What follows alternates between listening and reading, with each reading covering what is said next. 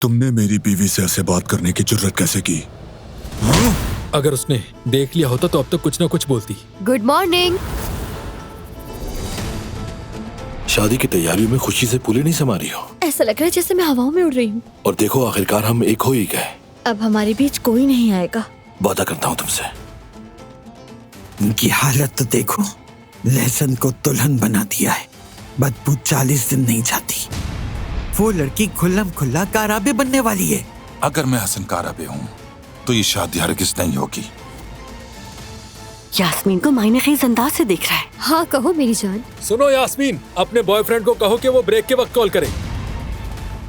महबूब से बातें करनी है तो करे, लेकिन काम के वक्त बातें करना गलत है। हारून, मर्द उसका नन्हा सा भांजा है।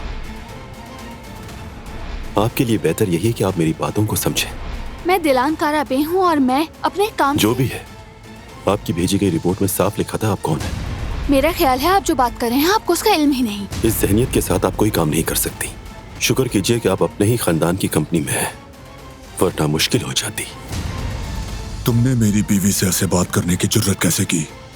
हाँ? बारान रुको, ये क्या कर रहे हो तुम? कैसे?